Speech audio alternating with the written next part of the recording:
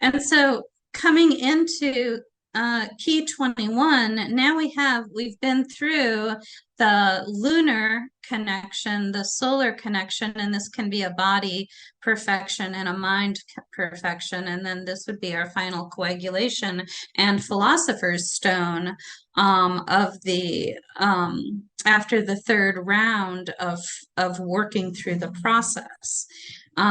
My very first thing that I saw when I looked at this is that she has the two wands, but they're both in one hand, and that is unusual. But two, they look like knitting needles to me. As soon as I saw that, I was like, what are those knitting needles? But the idea of our two polarities now being used, if we take knitting as a metaphor for this, we take our two polarities, left and right needles, and they take the thread of matter, of unformed, unrefined matter, and by working together and integrating, they create something. And so there you have it, the world as knitting, the philosopher's stone as knitting.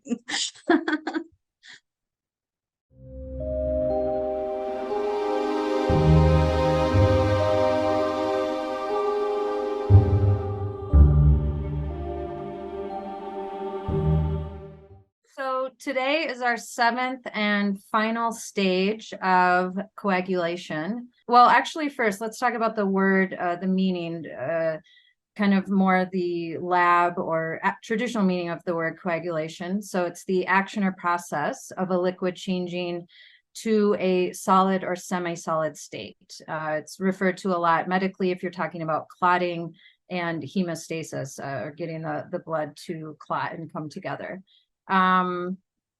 Just general quick associations, just to kind of get it in our minds as we're talking more about the philosophical aspects. Later in the handout, there's more of a deeper dive into these associations that you guys can look at later. But generally, we're talking with coagulation about the spiritualization or spiritization and perfection of matter, or the essence that we started with in calcination. The metal associated with this stage is gold. The planet is the sun. And the element, we're working with the higher octaves of air and earth again. The alchemical lab result would have been where the baser metals were finally turned into that incorruptible gold. Philosophical or spiritual results sought would have been that union of spirit with matter, for the perfection of both, as the emerald tablet states. The color assigned is lavender or purple, and the chakra is the crown chakra. So just for a review, we started off with calcination and that first fire stage, which was that initial burning away of the dross of the ego. This is a very general recap. So second stage of dissolution and water, we submerged into our subconscious, and a further dissolving of the remains of that egoic self, or the ashes that remained after calcination. Separation in our first air stage, where we started gaining understanding into that which no longer served, that which could go on to become further congealed and purified. Stage 4, conjunction. That was that initial coming together of the first round of purification, that first purified essence with spirit, also known as the lesser stone. Fermentation and our second fire stage, which is the further dissolving and gaining of purity in the new stone. I see I have a little typo there. Distillation, which we talked about just last month, and our second water stage, which was the kind of final purification of the matter through the ascending of that essence via the vehicle of water and heat to join with spirit. And then today's stage, coagulation, again, air and earth on the higher octave, where we begin our formation of the philosopher's stone and true integration of spirit and matter. In the laboratory, coagulation occurs after the process of distillation is completed and the matter congeals into that solid substance. And the alchemists saw this final stage of transformation as working with the higher form of salt, which is what the component that's left in the ashes after the fire stages, and what has the crystallized remains that have stayed behind in the water stages. So on our Azoth diagram that we've been looking at off and on over this series, this is our 7th ray. And we're working also with the process here of the solve et coagula, or to dissolve and coagulate. And I'm going to go ahead and read a couple kind of more philosophical or experiential descriptions, and then we can start talking about how we feel about this stage and what coagulation would mean or look like. So coagulation culminates in the union of the newly purified self with the greater whole, and the union of the microcosm of individualized consciousness with the macrocosm of the universe. According to Paracelsus, coagulation results in a completely healed human being who has burned away all the dross of his lower being and is free to fly as the phoenix. And you'll see that the phoenix is a symbol for this stage. Coagulation sees the integration and unification of polarities, spirit and matter, masculine and feminine, the above and the below, and so on. And it's where the body is made spiritual and spirit fully embodies the corporeal. In the Dennis Hawk book that we've been loosely following, The Sorcerer's Stone, he describes it as the resurrection of the soul, accomplished by bringing together only the purest essence of one's body and soul, and that coagulation incarnates and releases the ultima materia of the soul that the Emerald Tablet describes as the glory of the whole universe.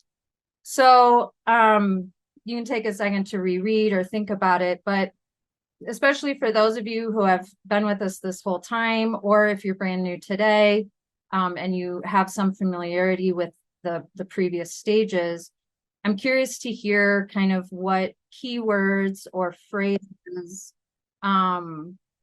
you might decide to use that would help you connect to this idea of the spiritization of matter, or the formation of the stone.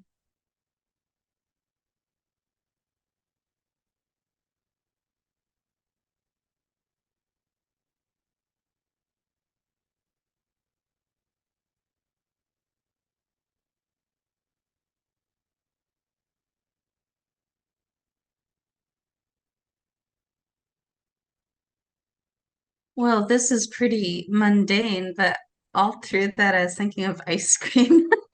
Oh, Especially good. when you said salt. I'm like, yeah, like making ice cream. Well, there's nothing mundane about ice cream. Yeah. And of course, gelato or gelato and gelatin as well. Interesting. Yeah.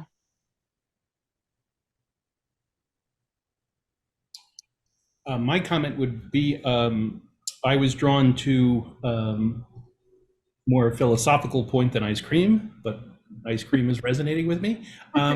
Is the manifestation of interbeing, or inter-is, inter-are, the water becoming crystal, and yeah, the fruition of the process of all things interconnected. Yeah, I like that, especially that idea of like the water becoming crystal. Thank you.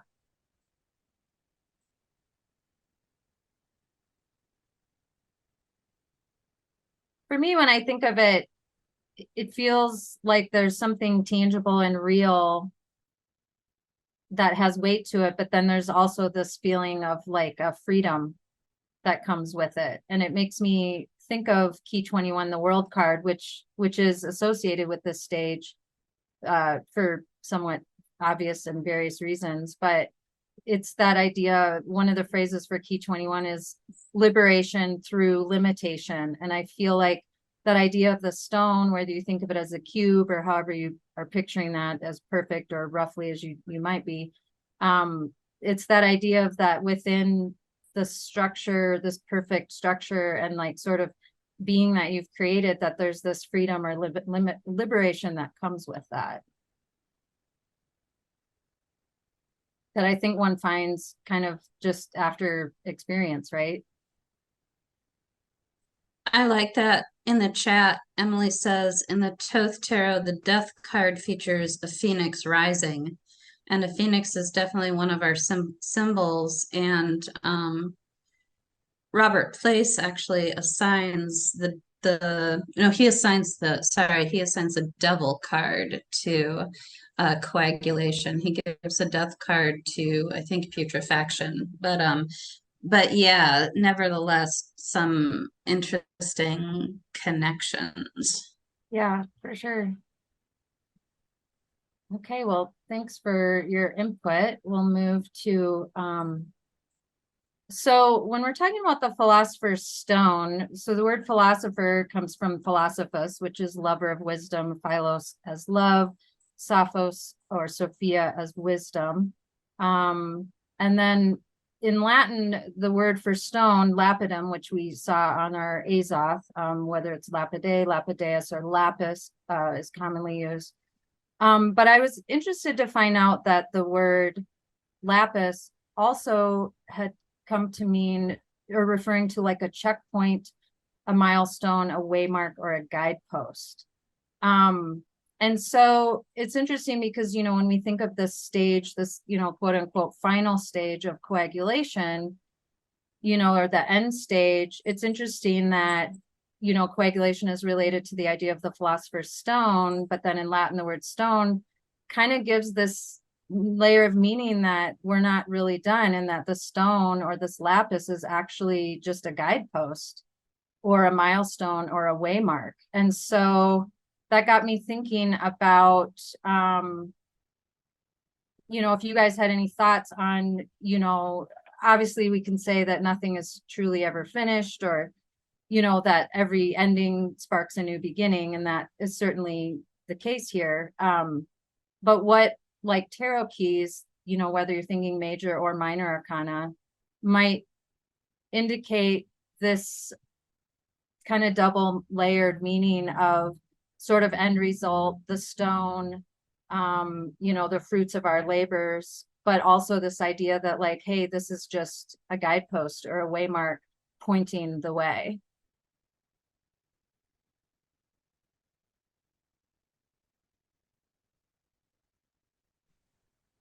Well, I can't help but jump ahead a little bit to the three cards that make up the column in our tableau, and the last column that we have representing the stage. And so we have at the base of that we have the world card, which represents the accomplishment of achieving the philosopher's stone, perhaps. And then, but what I get from, I think, from all three of those cards that are in that column, which are, the world, temperance, and the chariot, they're all kind of like, culminations of something, but they also have the sense of preparation. Like, this isn't the last stage of any of this. It's more of just like, oh, now I've done all of this, so I can continue doing this. Yeah, it's kind of, I've done all this, so I can do all this. kind of like, I guess, I was thinking more along the lines to like, if you're concerned about your physical health, you adopt, healthy habits, you adopt, like a regime of exercise and diet and whatnot, but you have to keep doing that in order to maintain the integrity of the physical body. You have to do the same kind of work when you're doing the work, either on a psychological or a spiritual level too. It's once you've achieved the perfection, you have to keep maintaining it in order for it to really have any lasting use. Yeah, that's a good point. Like even on the most easily relatable level, like our own body, like wouldn't that be weird if we like spent all this time for 18 years, whatever, eating and doing all this stuff and growing up, and then we're like, I guess we grew up, we're done now, like we're this formed human being, that's it. Just take a pill and everything's all frozen. Right.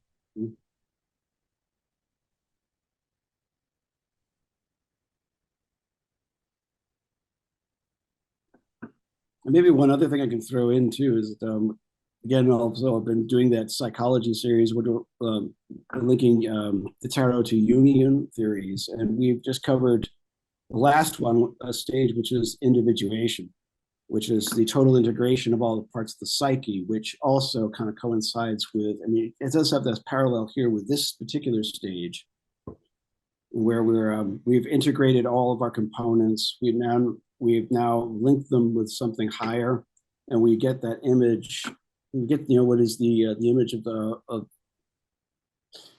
the self as God, I guess.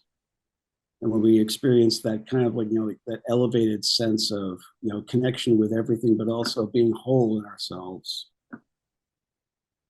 Yeah. Yeah, I can see that. But that is also something that needs to be perpetuated in order for it to last and be useful.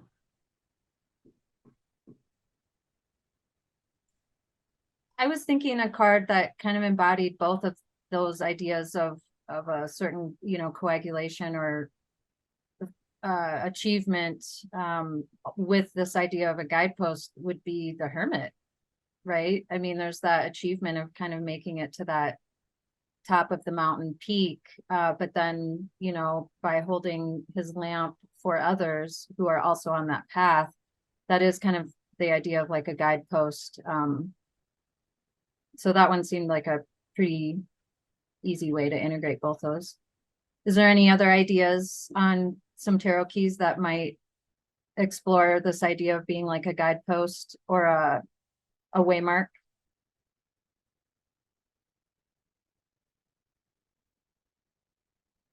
And I haven't been checking the chat, I'm afraid. Sorry. So if there's something.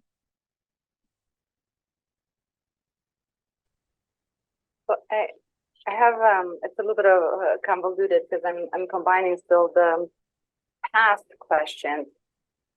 And for me, coagulation really talks about, it's still movement.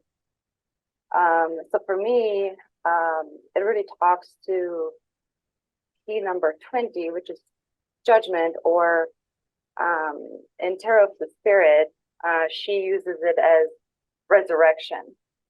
And in resurrection, it's like she calls it, because it's like all these judgments come together into complete healing, right? So you are being reborn, you're being resurrected as this new awareness, and you're starting this new aeon in your life. So for me, it was more like a transmutation combined with this idea of absorption, because it's like once the transmutation is complete, which could be more, I'm thinking a lot of fire, but then once that settles, then there's this more stillness and absorption happens. And with the guidepost, it was more, I was really thinking about the Queen of Wands, because she has the golden panther with the spot. And for me, right, the black spots in the panther, she chose to leave those there for her to remind her of the journey. Because once, so let's say coagulation has happened and absorption is complete, everything is different. Your perception of the world is so different that you have a hard time identifying to the past you, right? The other person. It's almost like you can kind of remember, but it's hard for you to be that person again, right? But for me, the panther is kind of like a guidepost. It's like, okay, I can still remember the story, but it's not who I am. But it's a story, right? Or it's a good reflection.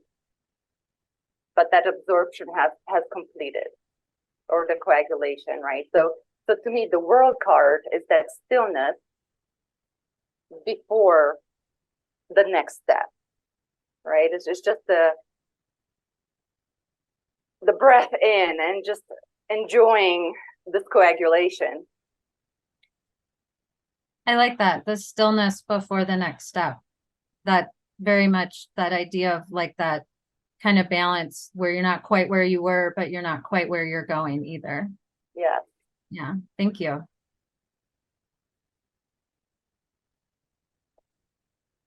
I'm going to move to the next question. In the Emerald Tablet, which is another book, kind of a little bit of a deeper dive by Dennis Hock than the Sorcerer's Stone, but he quotes an alchemist named Trajani, who they're talking about using the question, who am I, in relationship to this stage. And Trajani had said that the value of asking the question, who am I, he says the ever deepening asking, the value is in the ever deepening asking of it, not in the solving or answering of it.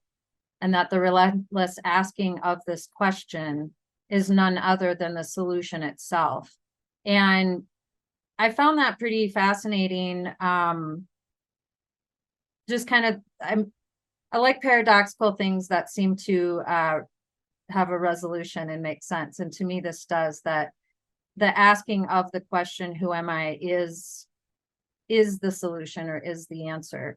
And I'm curious if this resonates with any of you in relationship to coagulation itself. It kind of actually makes me think to the comment the very last person just shared, of like kind of that breath in where you're not necessarily who you were, but you're not necessarily where you're going. But does this idea of asking, who am I, relentlessly connect to you at all with the idea or concept of the stage of coagulation? I sort of have to say something about this if I could. Penny, I watched a show the other day and it said about describing yourself in 3 words. And I sort of feel this sort of speaks to who am I, because when you're thinking of coagulation and the next step, it's almost like you now sort of are at a peak and then you see things differently and your next step of how to grow, and you're almost at the bottom again and starting over again with this whole process. So I feel like if you really, first of all, who am I in 3 words is really super tough, but I think it sort of strips away all the things that you no longer are and really defines who you really are at this point. But it also sort of speaks to every stage of this, redevelopment of this whole process, and then starting over again and going, because you are now expressing yourself in a completely different way, maybe in a higher level than you were before, which is obviously the goal. So that's my take on it. Oh, thanks, Deb. That was great. Penny, can you hear me? This is Eleanor. Hi, Eleanor. Yes, I can. Okay, I'm just my my computer's a little funky, so I wasn't sure if you would. But anyway, in the Toltec practices, we do this process where you ask that question, who am I, over and over and over and over again. And we've done it, in group, where you can do it for 20, 30, 40 minutes at a time, just asking the same thing over and over again. And part of their theory is that, one, it completely kind of breaks down the circuitry in your brain. It kind of confuses your brain in a sense, to the point where all your other previous preconceptions about what's going on around you get short-circuited in a way, right? So, and I think it's an interesting thing that you were talking about, that, with doing that, it does allow something to come in that is often blocked by our perceptual brain, or by our images of who we are, or our thoughts about who we are, because there's this short circuiting that happens. And I found that practice to be a really profound one at times. I haven't done it for a long time, but in the past when I've done it, it's been really profound in terms of coming to a completely different place with myself. So. Thank you, Eleanor. Yeah, I think there's a presence that is maintained by asking that, because even if you asked it every 5 seconds, you're different even if what's different is one cell in your body, has changed or died or been created, or a thought has started to shift. It's almost like asking, it really shows you how ever-changing we are. I'm going to move on to one more discussion point before wrapping up. So I was thinking about the Hebrew word for stone, which is eben, spelled aleph-beth-nun. And so the three cards that relate to that via the letters are the Fool for Aleph, the Magician for Beth, and Death for Nun. And I was curious if any of you had any thoughts too on the workings of these three cards that form the word eben or stone in relationship to this final stage of coagulation. I think there's a few kind of obvious things that might appear, but I'm curious if you have any thoughts after looking at them for a moment.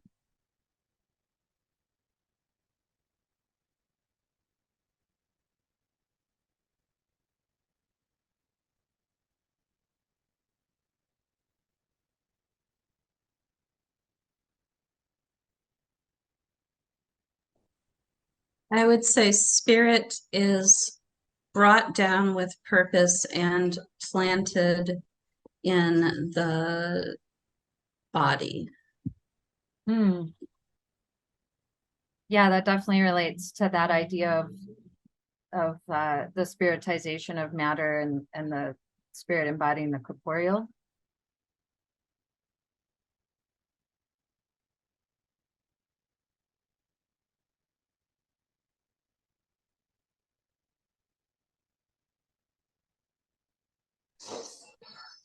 I think they also all require, I wrote in the chat that they all require faith, but they also all require a pretty sophisticated level of letting go. Oh, that's interesting. Yeah.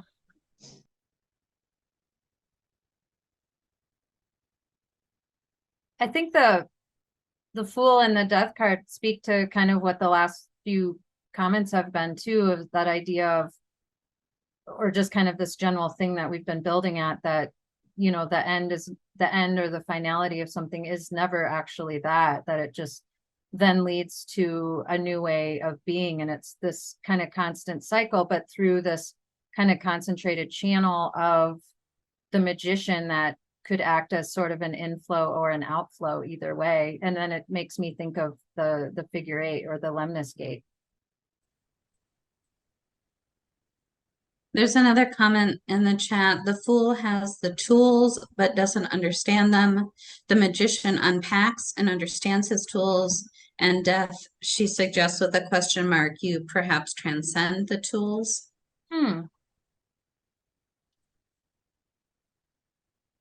Interesting. Yeah, I like that.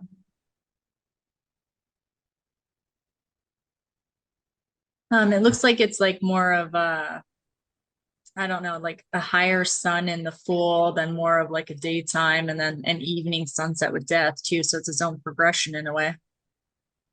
Yeah, that idea of progression seems to be kind of the word that is behind a lot of these sentiments we're sharing, for sure. Sarah, thanks.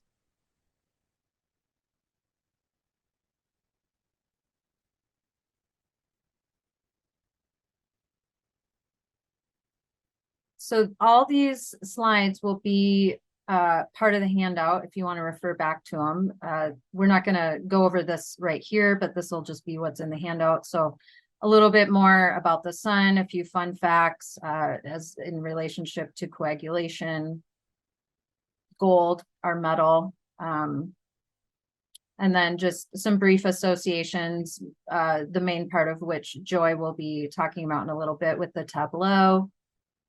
And then the images that John will be showing. And then the meditations that Hauck talks about in both the books, I listed those by the book and their page number, but on his alchemylab.com site, I believe most of them are there, or are, I found a few of them online, and I think most of them were that Alchemy Lab site. So if anyone is curious about doing the actual meditations that he has described as part of this stage. That's where you will find them. So I'll go ahead and upload that handout to the chat, but thanks so much for all your comments and participation. Those were great. All right, so this is the part I like to do because the part requires no talking at all, at least not until the end, only because I'm not that good at it. The more time you spend inside your head and thinking, the less articulate you become, I think. But anyhow, what we're going to do is we just concluded what we have been considering the solar aspect of our examination of the operation, which is looking at all the facts and figures and the logical and linear stuff. We're about to enter here into we're going to now enter into the lunar phase, which we are going to now we're just going to take a moment and sit back and take in some of the imagery that's associated with some of these, with this operation. Some of these images have already been mentioned, but there's also a few that we have not yet seen. This will also have an accompanying handout that we will that you can also take with you.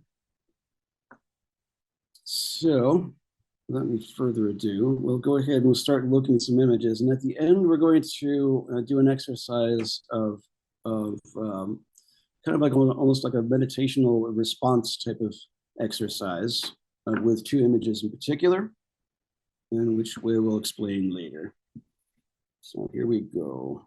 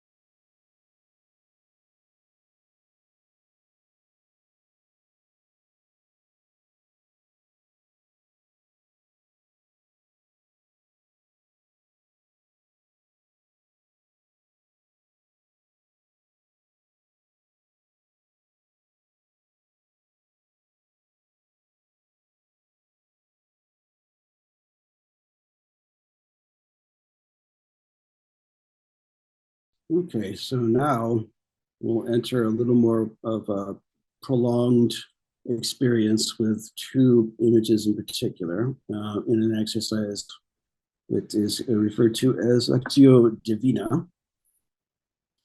And so what we'll start with is just, we'll just begin by contemplating the image. Just start with silent observation and just, just ask yourself, well, how does this image make you feel? What's your perception of an image? What kind of ideas does it bring up in your mind when you observe it? And out loud, you respond to this by just uttering a single word or short phrase. And it's not really discussion. We just, as the mood strikes you and something comes to mind, just go ahead and vocalize that. If anyone, if it's kind of natural for there to be some overlap, especially in a remote situation. So don't worry about that. And if you agree with something, you can always repeat it. So here's what we'll go, and we'll start with our first image.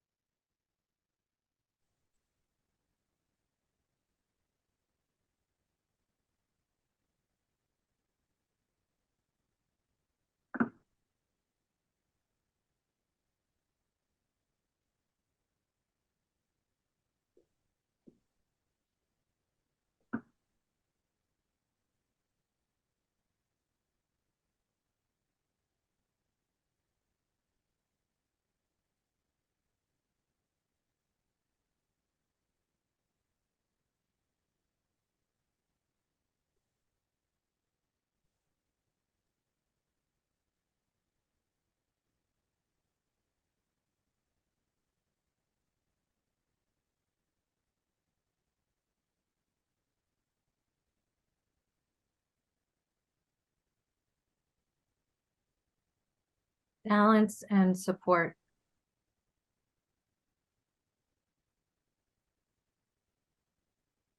Mothering the world.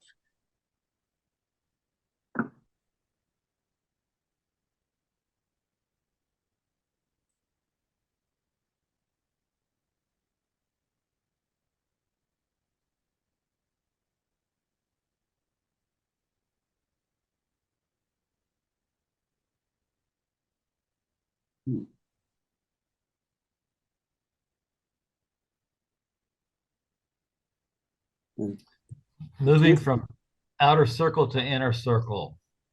There we go. There's some chats I can't really see at the moment. If anyone can see that, if they could read those. Projective geometry and portal. There we go. Okay, now I can see it.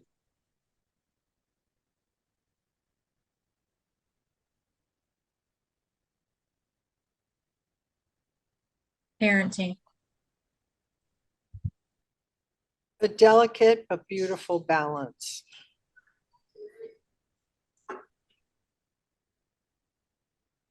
Order. The integration of light and shadow.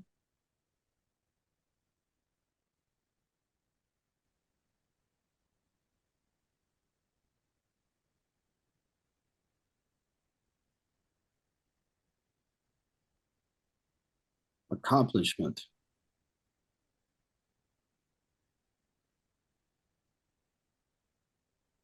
Support.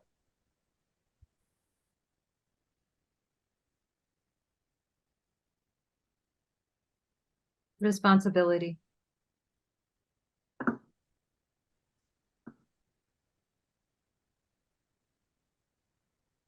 Perceived world.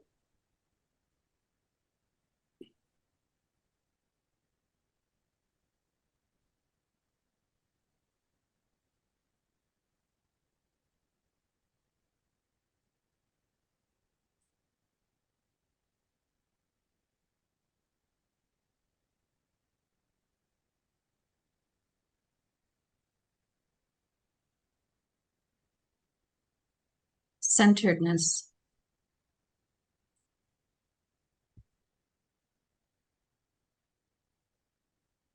Planetary alignment.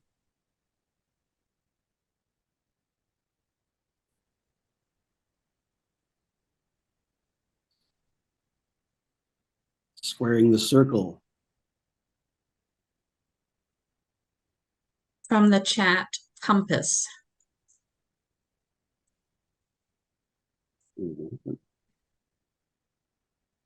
Simplification.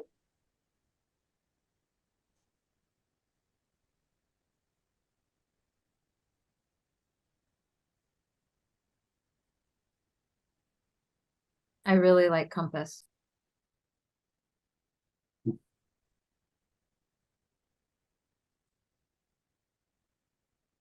The compass actually featured in the earlier image of the rebus. One of the characters is holding a compass, the other is holding a square. Drafting tools. Okay, so let's move to let's switch gears and move on to our next image.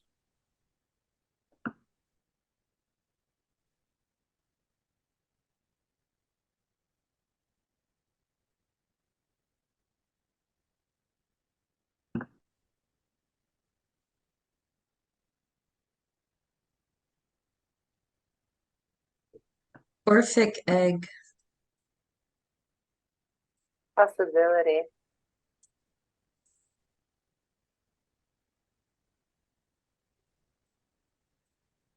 From the chat, perfectly imperfection.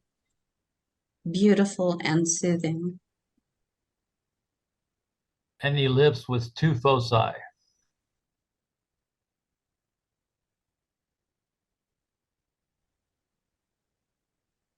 Dreaming. A dream. From the chat, enfolded journey.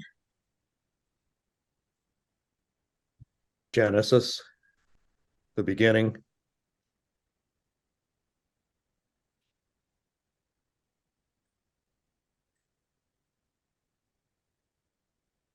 A perfect weight.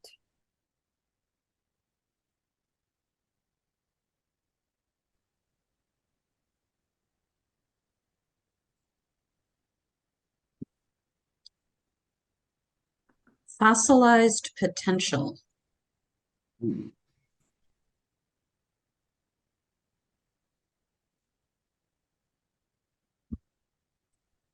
From the chat, frozen growth.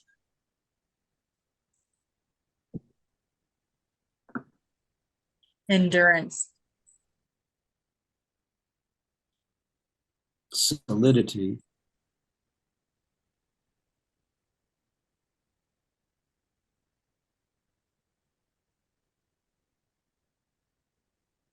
Crazing. I've not heard that before. What happens when sometimes it pots after, so it's like the cracking. Morphogenesis also from the chat.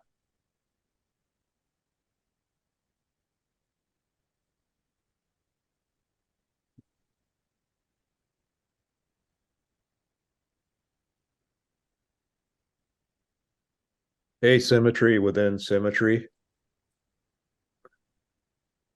The Milky Way.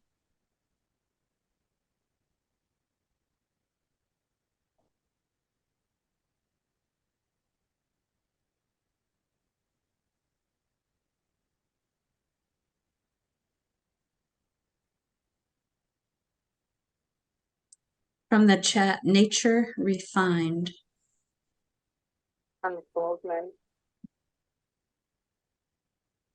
Brooding potential.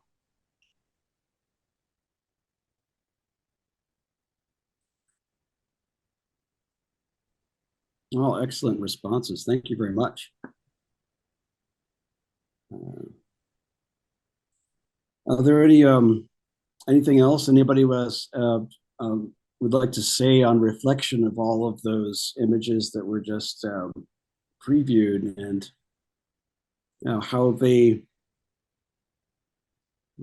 feel that they connect with this idea of coagulation? because the theme of duality was really strong for me. And I feel like there was what I saw in myself was this effort to coagulate. It was almost like a strain. So it was interesting to observe that, where it's still not a, like a gentle, it's still in that phase of working really hard. The greater potential transitioning through 7 steps, the triangle, then the square to a finer refinement. Yeah, I like the observation of that there was noticing that duality, and then there was like an inferred struggle, I guess, or an effort to make that duality singular. I really liked the gold background you had. It felt very soothing and definitely kind of added to kind of the royalty. There is kind of a feeling of a royal or regalness to a lot of the imagery, and after the discussion we had earlier too, the sort of coming into one's own.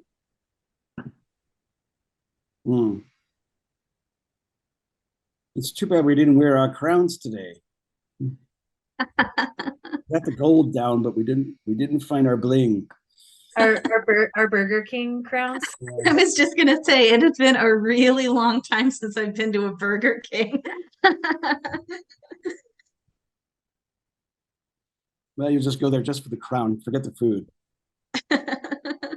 Anyway, so that brings the imagery aspect of this particular phase to a close. So we'll go ahead, and I'm handing the torch over to Joy, who are going to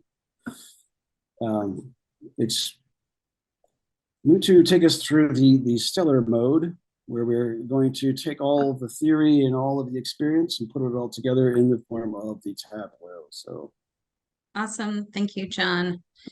So I'm feeling a little bit like a magpie today. My attitude towards leading a discussion is, oh good, I don't have to prepare anything. So what happened is, all throughout Penny's and John's sections and people's comments, I was like, ooh, that's really good, I should use that. And I made some notes.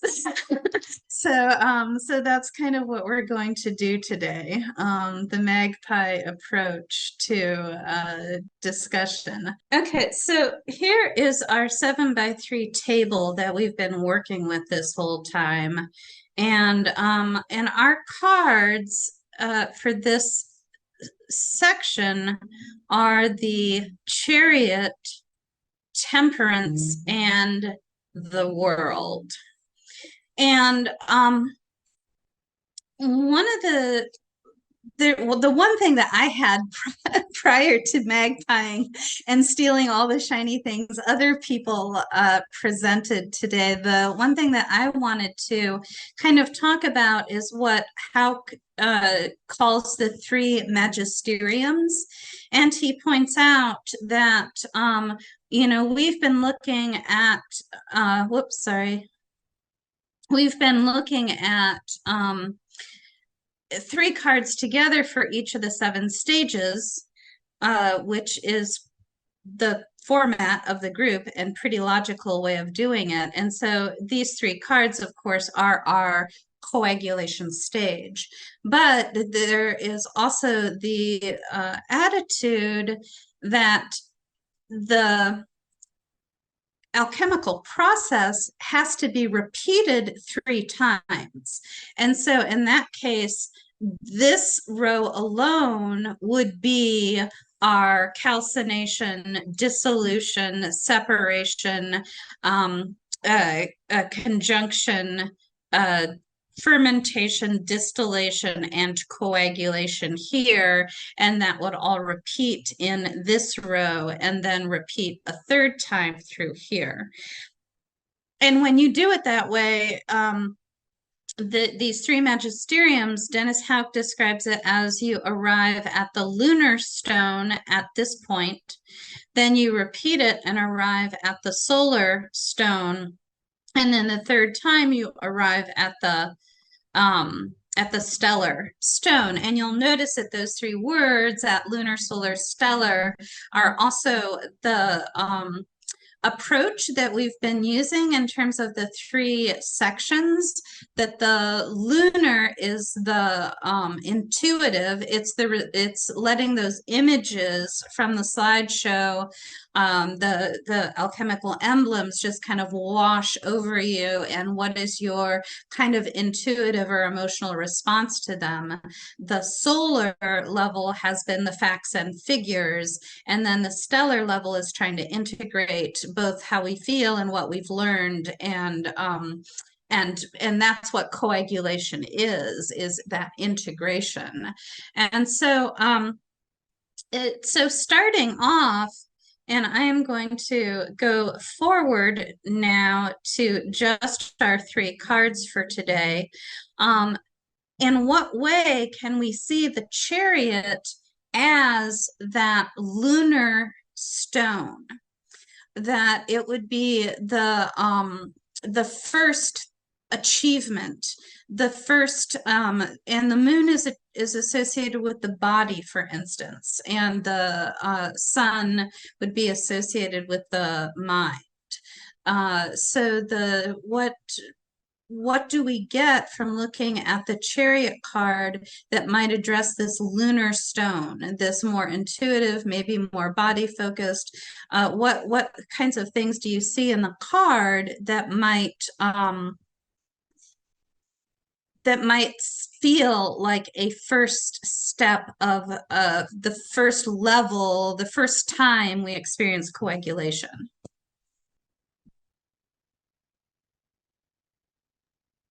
Well, this might be I was going to say I'm always better at writing essay questions and discussion questions. Everybody's like, give me a few minutes to think about it. Go ahead, John.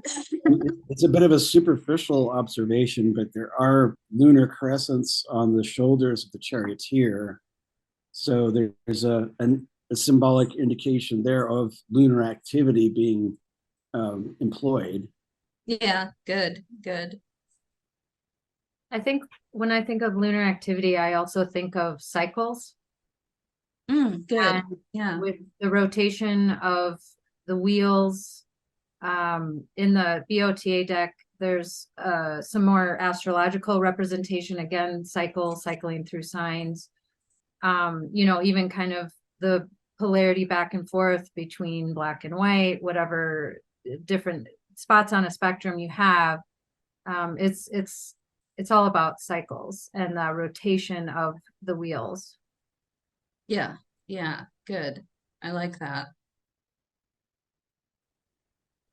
It's also we had mentioned earlier too about this. I forget, I think maybe it was Joy that said this, how it's this whole process doesn't mean you just get somewhere and then you're there, right?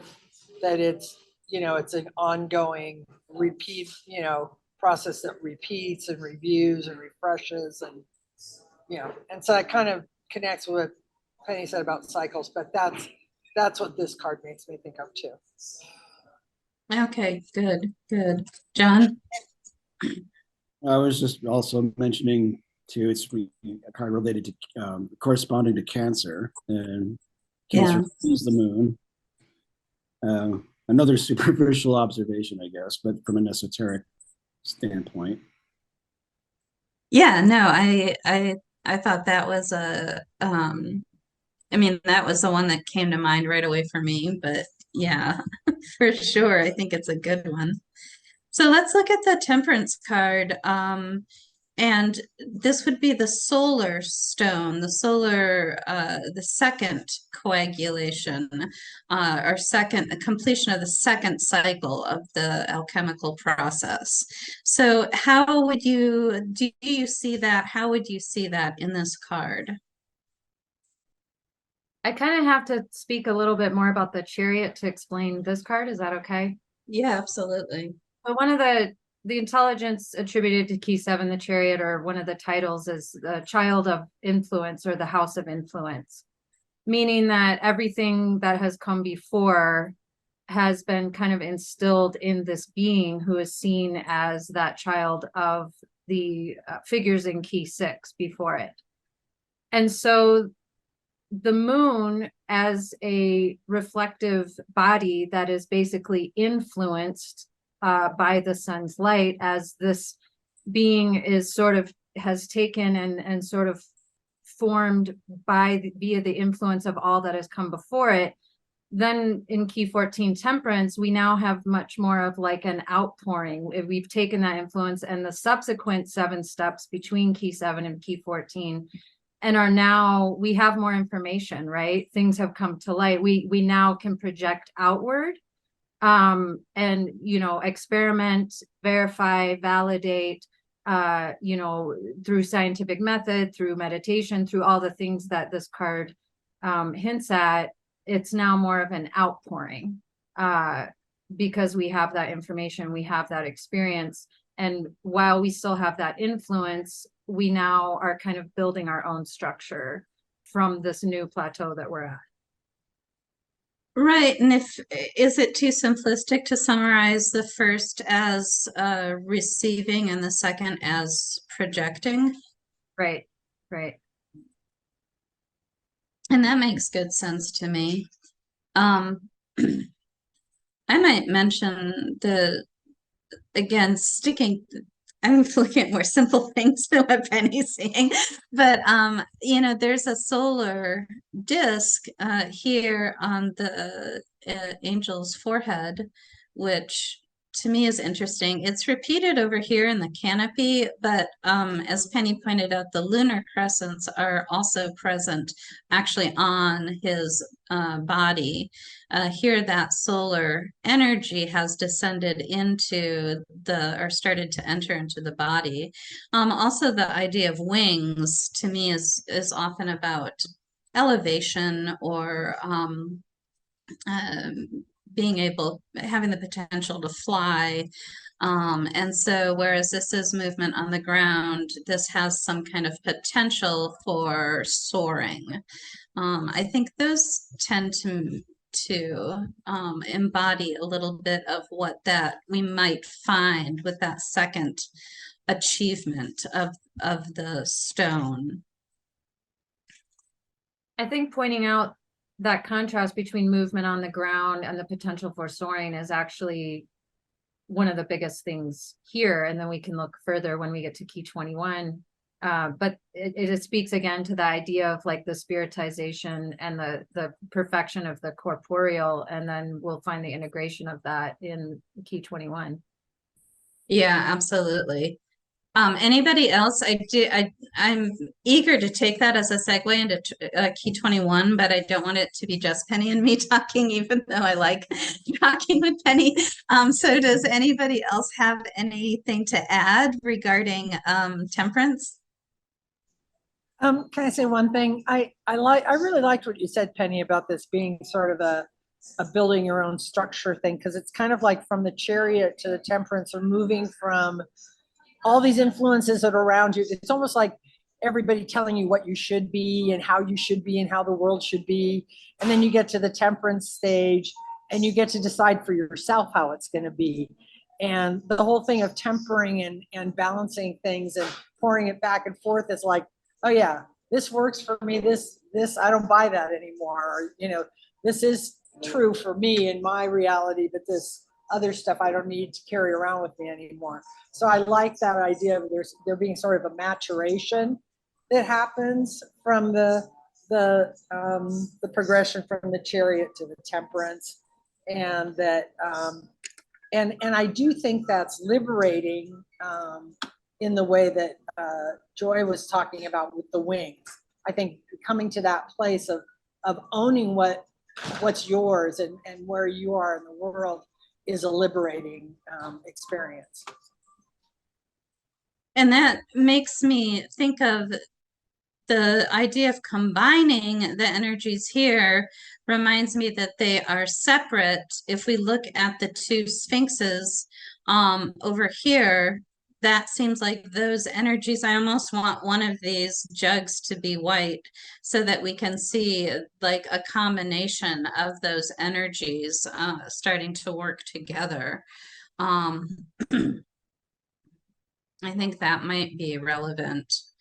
And so coming into key 21, now we've been through the lunar connection, the solar connection, and this can be a body perfection and a mind perfection. And then this would be our final coagulation and philosopher's stone of the after the third round of working through the process.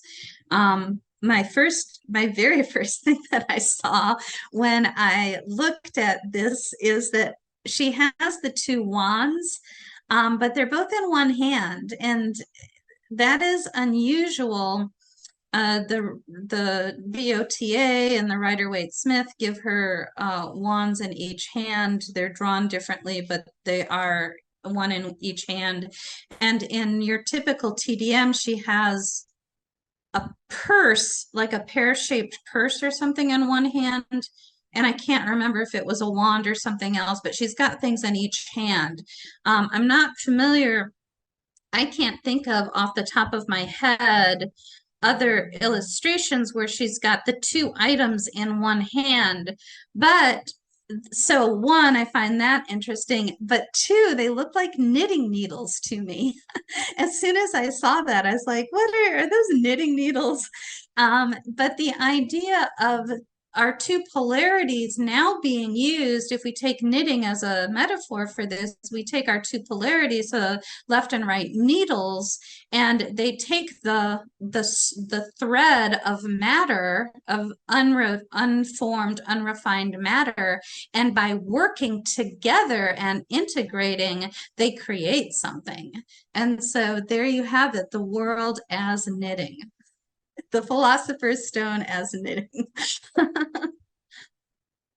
mean, not to use a pun, but that ties in beautifully with the I guess the vesica being the two halves of the vesica being bound together with true lemniscates up at the top and the bottom. And it's weaving together the the various dualities that are being resolved here, the above and the below, the masculine and the feminine, the terrestrial and the spiritual, all of that. I like that. I like the comment in the comments there from Jen, where each of them is becoming more vulnerable as it goes, where it's like you have the charioteer in full armor, but by the time you get to the world card, it's all of the, it's like all the garments have been divested. Nice. Good. This is just a superficial observation that I felt I really needed to point out. I've got the Rider-Waite, and when you go through the cards, I put them in front of me. The Chariot has a little square on his chest. The Temperance has a triangle, and of course, the world is in a circle, which reminds me of that picture we saw previously. So I love it. Yeah. That's very, very cool. Good, good. I like it. Yeah, the glyph of the philosopher's stone. Yeah, yeah. Well, and I'm trying to remember, and I'm just not very good with my Bible references, but I know the crescents on the shoulders of the charioteer, the urim and thummim, and I think it has to do with that breastplate, Jacob's breastplate or something like that, that has a bunch of stones on it. And there's like a central stone that's important, but and even though I've read it multiple times, I remember that the stones, I think, represent the tribes of Israel. But I just don't remember any more than that. But it does, for some reason, it seems somehow relevant that there would be references to stones or a breastplate of stones. Does anybody know any more about that?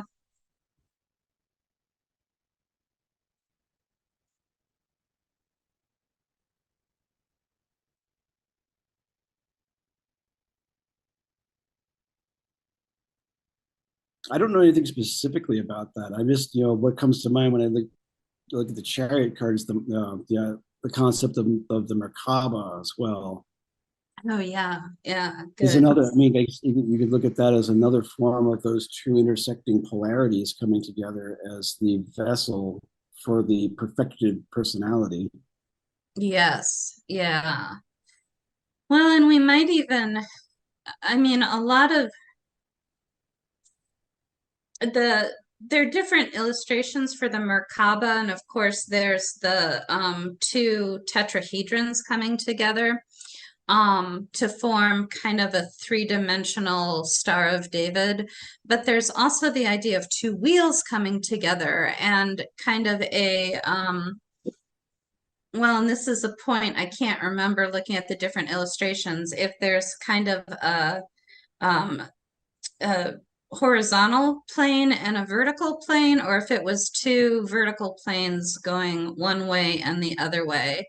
But it does seem like we might be able to find some of that symbolism, not just kind of with the wheels here and the circle here. There might, and the maybe the, I don't know, there might be something there too.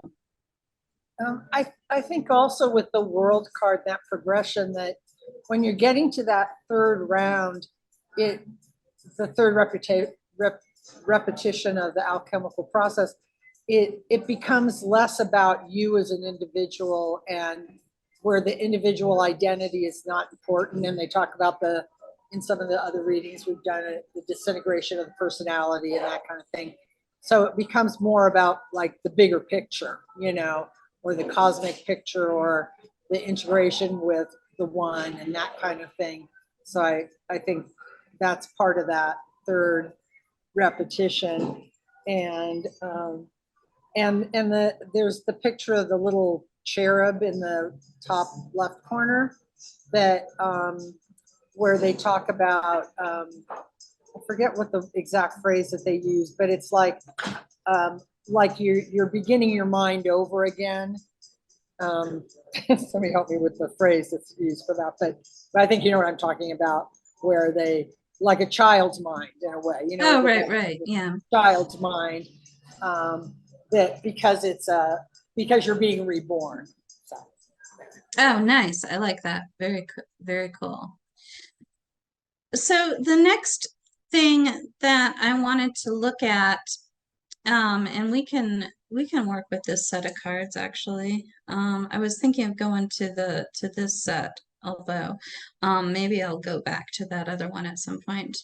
And this is where I started magpieing. And Penny was like, what card represents spirit and matter? And of course, all of a sudden, I couldn't help but think of the cards I knew were the proper thing that we were talking today. And I'm like, I know that's not what she means. And she wants us to be innovative and come up with special ideas, but I couldn't think of anything because all I could think of was how our given cards represented spirit and matter. So I thought I would turn that question around and say, let's take a look at these and find spirit and matter in each card and see how they, and just kind of identify them. And I'll start because the first one to me is pretty clear. We get that cube, the cube-shaped chariot. And then, of course, there is the star-spangled canopy over the top. And so the idea of spirit here and matter here, there is a certain amount of separation between them, but that definitely was one of the first things that I thought of. Does anybody want to address that idea of how do we find spirit and matter represented in these particular cards? Well, in the Chariot card, there's this canopy of stars like you're talking about, but there's also like the building and the houses and the edifices in the background. There's specific trees and, anyway, so that kind of connects with that more day-to-day matter, mundane aspect of things. Okay, good. Yeah. Well, and another thing, the symbol of the masculine and feminine coming together here, and I read something about it actually kind of recently, but I don't know if it was Robert Place. I don't think it was Dennis Houck. It must have been Robert Place that I was reading. But anyway, that symbol and of course this winged solar disc above. So again, this has a spirit. This could be spirit and body combining. That is one interpretation for that masculine and feminine energies from a more we say in alchemy, I think we talk about, philosophical Mercury and philosophical salt and stuff like that. So philosophical masculine and philosophical feminine could be spirit and matter coming together, or we could just say that the coitus that's represented here is physical and body oriented, but the energy above is spirit oriented. I do think that with the idea of spirit and matter, I think there is a lot of separation in this card, but kind of an invitation to combine. And it's interesting going to the BOTA, they use with Temperance, they use the Golden Dawn variation. I don't know if there's two cards in the BOTA deck or not. If this is, I don't know where I even got these, to be honest. But the water is pouring down on the lion, which is Leo and a symbol of fire, and the fiery torch is pointing down on the eagle, which is Scorpio and symbolic of water. So there's fire and water, and so we still have a lot of dichotomy, but the way they connect, fire and water connect to create that prismatic separation of things and the rainbow. So those are some examples that I was noticing. Anybody else have any examples of how we can find spirit and matter in these cards? I think in key 21, the world, this kind of simplified representation, I mean, even down to kind of that lavender sky, that goes with this stage of coagulation, the purple or the lavender. And then the, just pure human form kind of floating within that, but yet still within the bounds of that wreath. That kind of then calls back to key 7, the Hebrew letter for that being ket, or a fence or a boundary, and that idea of will or intention that is set forth, and that really creation can only happen through this kind of specific, otherwise it's just kind of unboundless energy, right? Until you actually bring some idea into a finite space or limitation. And so calling back again, when I had said earlier about that key phrase for the world being liberation through limitation, to me, that also is kind of the ultimate of spirit and matter, right? Matter being limitation. But limitation doesn't have to be limiting. It's just a different word for saying a focus or a specificity or an individuation, right? And then spirit being the liberation or the kind of unboundless freedom. And so I think key 21, the world, is really a perfect card for this stage. And to your question of, the idea of spirit and matter, I think it's pretty exemplary. Yeah, absolutely. I love it. And again, I really see the process of the spirit and matter being more separated here, and that they're starting to develop their polarities, which is creating something new, and that new thing is truly coming into being, and into matter, that spiritualized matter is coming into physical being in that final card. I'm not sure if I'm even saying that exactly the way I want to say it, but yeah, I definitely see a progression here with these three. Anybody else have any thoughts on this? I recognize that too, and that progression from the chariot to the world, where I see, it's like the chariot is more, has those components, it's still outside of itself. Probably the awareness is there, that and the effort is there to bring them together, but they haven't particularly gotten, they haven't taken it fully on board yet. And with Temperance, they're starting to work with those energies directly. So they're kind of taking, so I see it as kind of like, you have spirit and matter, in, like, say, in the Chariot, as being super separate, together but separate. And then with Temperance, then they start to come a little far more together. And then with the world, it does come together, and with a completely new expression. Yeah, absolutely. I want to go back to our, oh, sorry, go ahead.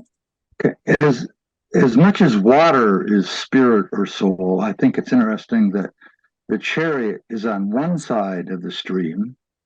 The Temperance card is standing in the stream. And the World card has transcended, and now the water has become clouds. Nice. So, I love it. That brings to mind one of the things that sometimes I have questions myself, and it's like, I don't know that I have an answer to this. But Hauk was really focused on the idea of the etherealization of the body, and of one of his exercises was to astral project. The process he gives is absolutely one of the basic exercises for that. Robert Monroe wrote several books that are more narrative, kind of memoiristic about his life, but they're called Far Journeys, I think, or Journeys Out of the Body. I forget what the first one is called, but he's got several. He's got like 3 or 4 books. But the very first one of whatever, it might be called Journeys Out of the Body. The very first one describes in great detail how he learned to astral project, and basically, even though it's more of a memoir than an instruction manual, it basically gives really clear instructions on how to do that work. And one of my other magpie moments here was that somebody mentioned that everything we had been talking about, a lot of the images that we were showing, etc., really were emphasizing duality. And I was a little frustrated at that point. The sentiment caused me frustration, because I was like, but it's not about duality. This is where everything comes together. This is the coagulation. And the thing with that is that whenever Hauk talked about, oh, we need to totally release the soul from the body and live on our astral level and that also kind of bothered me, because I really do think that the ultimate achievement is to integrate them. And he uses the word integration and talks about that as the final stone in the stellar level. So I pulled some other images, and this, of course, the stone is considered typically as a child of the White Queen and the Red King, and so this is the result of our distillation, and this is the result of coagulation in many ways. So this kind of is our, I don't know, it's kind of our 7th stage. The king itself can be coagulation, but the interaction of the two, creating the child here, is very, I think, a very important symbol. And so there is, and somebody mentioned child's mind, or like a beginner's mind, or something like that. and so that is a fairly important emblem of the coagulation process. This was just super cool, but I don't know that I want to necessarily talk about it, but it's got lots of really cool things. Anyway, I thought maybe I'd talk about it. I don't want to. This is the one I was going to talk about. This is multiplication, which is the 12th, I believe, the 12th stage. So it's the final stage when you use the 12 steps that we've been using. And one of the things, and I've got several illustrations of it here, and this one, in this case, the square garden. There's a indication of elevation, and here is a fountain with these different levels ending with this Mercury figure at the top, but there's almost always a mercurial figure at that final stage of having been released or something. And it's got kind of a Yud He Vav He anagram up there. We've got our king and queen present. I don't know what that means. But one of the things is that there are clouds, which somebody already talked about, like that rarefication or etherealization of water. And then below, we get the, it looks like the 5 of Wands. It's 5 people coming at each other with clubs or coming at, kind of entering into some kind of something. There's these crossed swords. It seems like flaming swords. It seems like, you know, being excluded from the Garden of Eden. And of course, they have little planetary glyphs around them, suggesting that they are the rejected planets, and that only the sun and moon and their conjunction is being retained here. So, and I think there's a little bit of duality here, because there is the idea of the things that are not useful have been contained and separated, and the things that are beneficial are kept up here. So this is very similar. There is a walled garden. It actually has 3 walls. There is an outer level that has like a dragon bird, maybe phoenix, maybe a eagle with it almost looks, it's kind of, I don't know what it is. Anyway, some kind of bird here. It could be a cock or a rooster as a representation of the sun. We have our lunar figure, our solar figure. We have our well, I'm not even, I don't want to say, because I'm not an expert in these things. And we do have gates going through into the middle levels. And then here, again, we have, this almost looks like the Emperor and the Hierophant, and a fire, and out of that fire coming this tree with these golden fruits and this red crowned figure. It looks like a feminine, a philosophically feminine figure. And so, so not necessarily the Red King, but definitely that energy. And so again, the idea of some separation of the true elixir, it's marked, that says elixir for sure, but what that says, I have no idea. You know, that in the middle, and then these in that outer level. And then we went to this one. This one had titles that I could read because I have enough Latin. I happen to know Caelum Philosophorum and Chaos Philosophorum are what they sound like. That's the philosophical heaven and the philosophical hell or chaos. This is the unmanifest, and this would be, I suppose, the manifest. And again, we've got the man and woman, we've got the child, we've got lunar and solar markings, and we've got a bird coming out of the there's that figure that is lying down like we saw in that previous image. And then the soul is usually, and when that figure lies down like that, the soul usually ends up releasing in most of the emblems. And then we see that child. There's symbols for the planets, plus this has the north and south node and these sun and moon. And so I think that there is a lot of, so going back to the idea of duality, I think that this stage is not supposed to be about duality. I think it's supposed to be about integration, but it's almost like the duality has to be shown in order to, it's as a source. It's like the source of the integration or something, or it is the things that came together in order to integrate.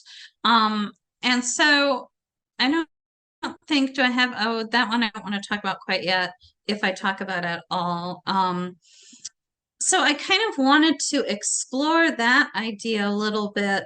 One of the things, and this, we can weave this in however it makes sense to weave it in most of the TDM style decks, and this is the CBD deck by Yoav Ben Dov, and in most TDM decks, it shows 3 or more streams of water coming out from the above cup, but only 2 streams of water entering the below cup. And so there is the idea that spirit is present coming down from above, but that spirit is no longer visible when it enters below. And so I wanted to kind of open up a free-for-all in terms of duality and integration, and are we really trying to be able to astral project and that's it? Or are we really trying to make that spirit that enters us, make it visible, not through astral projection, but just through emanation and letting it shine from within? So that is my question for you. Again, it's a better essay question than a discussion question. You have 30 days, get back to me and tell me what you think. No, yeah, I'd be interested in hearing any thoughts on that. Joy, to address the final part of what you just said about, astral projection in contrast to letting the light from within shine. In the magnum opus, the final stage is actually projection. Multiplication. Case gives multiplication as the final 12th stage. But in the magnum opus, it's actually the stage of projection, but it addresses what you just said in that stage. It's about projecting what has now developed on the inner to the outer. So it's, you could look at that. And so now we're not necessarily looking at it as above and below anymore. We're now looking at it as inner life and outer life, which might actually be a little easier to relate to and tangible, because you think about, like you said, letting your inner light shine, or letting your gifts out, or we tend to refer to things when we have achievements, often also as letting things out, letting things move forward, letting things go forth, shining forth, etc. And so that's a different way of working with above and below, would be inner and outer, and that stage, that projection, that according to magnum opus is the final stage, where you actually imprint what is the higher or inner, or whichever adjective you're going to use, onto the tangible reality, therefore perfecting reality. I love it. Yeah. Well, I think too, on the terms of, we were talking about, spirit and matter in this thing, and you referenced this a little bit, Joy, I think at the last of what you said, but in the Chariot card, the 2 horses, or whatever's pulling the chariot, depending on the card, those are really matter-based, it's a matter-based value. They're often black and white, that kind of thing.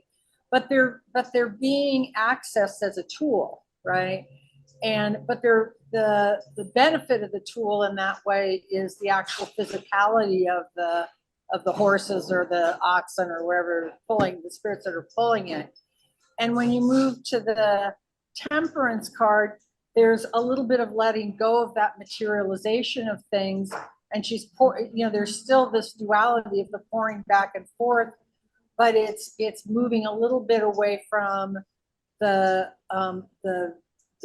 functionality of that and the usefulness of that being based on the physicality and more on the energetics of what's going on. So there's this energy flow back and forth between the two cups. And then when you get into the World card, and like you say, in most of them, they're being held in two hands. But the image before this one, it was like these coils where the duality is still there, but the materialization has dropped away completely. And the figure in the World card is able to just access the energetic essence of whatever was pulling the chariot in the first place. So it's just the energetic essence that is being, you're able to use, and it has a more, I don't know, there's a little bit more of a directness there when you're able to access the actual essential energy of something. So I think the duality isn't about keeping things separate. It's about using the spirit and matter part of it as tools in different ways and different stages. And then in the World card, there's this, it's such a perfect balance with the four figures around the edge and all of that, but there's just this balance of all the essential energies of everything coming together, and then maybe taking off on what Penny said, then you could do this projection or whatever from there. But I don't have a lot to say about that part. Nice. Excellent. Yeah, I agree with her essentially that the two polarities could be like two evils, that they're evil whenever they're used out of place, out of time, or to too great a degree. And so this idea of, you call it enlightenment, would be a result of being able to balance these two forces properly. That's all. Excellent. Good. Yeah, I like that. I can add to that and just say that's kind of like a Kabbalistic idea that's being expressed there. So when you look at the tree of life, you have the two polarities of the severity and mercy, but then you have that middle pillar, which is the resolution of the two. So the goal, and that was, it wasn't supposed, it's not supposedly a duality per se, but two extremes that go too far in either direction, and one middle ground that's being sought. Yeah. I also want to say in different words what has been said, but from the lens of this effort and non-effort, right? And the first card, we believe that we can move only through the effort of the world, right? Movement of wheels and physical pushing of matter around. And as we start to understand ourselves a little bit more, we start integrating the knowing with the movement. And the last part, and I actually really like the first picture where she has both wands in one hand, because for me, that really spoke from, duality has been so integrated that it's not even a doing. I don't need two hands. I can perceive reality all in one hand, and then I have total freedom to project or whatever else with this other hand. So here and I also really like the picture of, it's really not about me so much. It's about, I see the self as much more of a totality, even if it's not the totality. But I see myself differently. So now the amount of effort comes or has been transmuted or has been, you know, there's way more stillness and centeredness. And whenever manifestation is happening, is a lot more from that knowing and the stillness that from pushing matter, you know, in a muscly type of way. Yes, exactly. I want to go on now to that very last image from the Splendor Solis. And the Splendor Solis plates map out in a series of 4, then 2 series of 7s, then another series of 4. And we've primarily been working with the series of 7 that has the 7 flasks, and that ends with the 7th stage with the Red King in the flask. That was in John's show, slideshow, but the final stage of the 4th of the final 4, which again is the last of the whole series, is this card. And or this image. I look at everything as tarot cards. And I think it's very interesting because when I first saw it, I was like, that's it. That's the final thing. It looks so barren.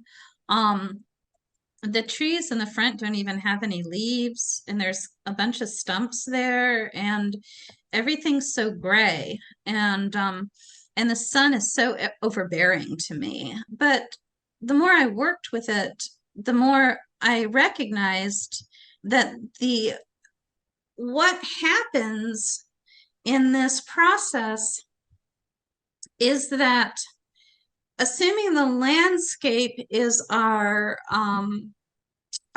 prima materia, that is our starting point, or even possibly our laboratory that we're working in, we have extracted all of the life force from the entire environment and concentrated it into a single thing.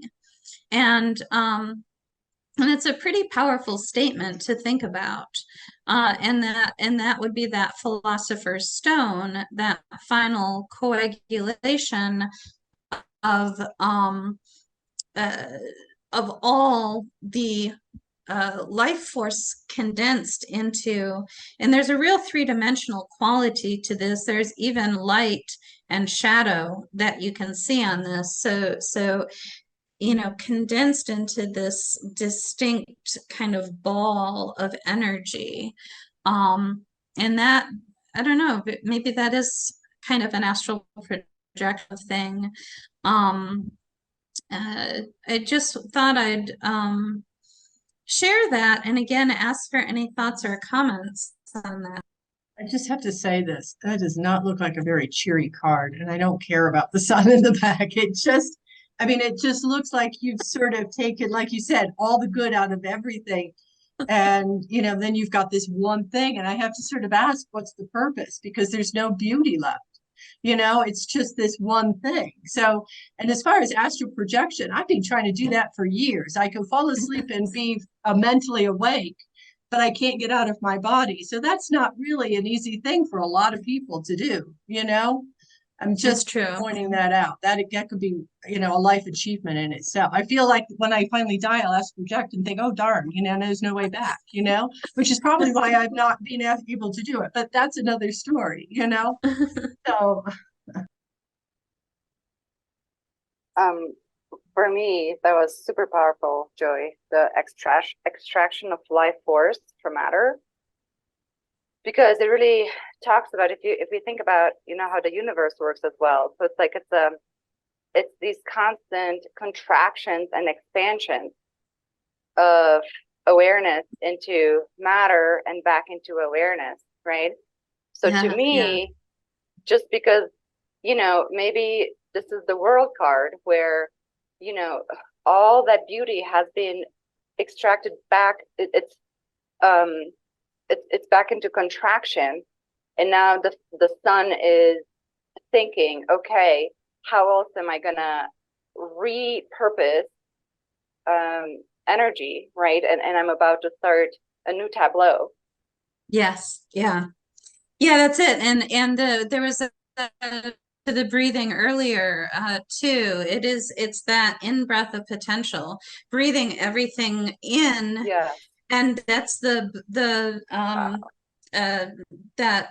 Hindu story, I forget who it is, that breathes all the worlds in and then breathes out all the worlds and all the life force everywhere, just like bubbles in the foam of the ocean, and then breathes it all back in, and all the worlds come to a stop and breathes it out again. And it's just as simple as breath.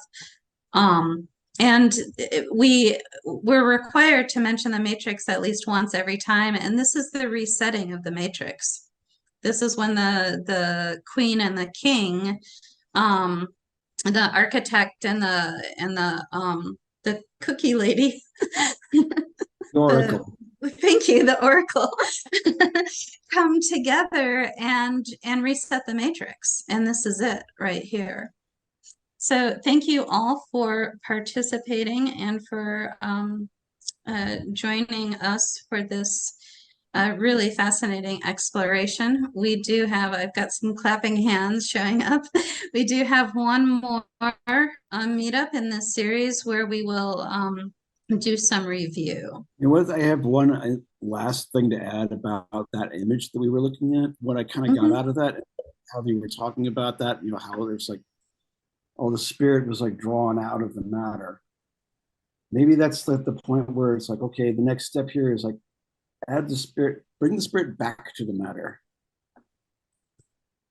Now that I have that, it's like, once the work has been completed, now you have the power of multiplication and projection.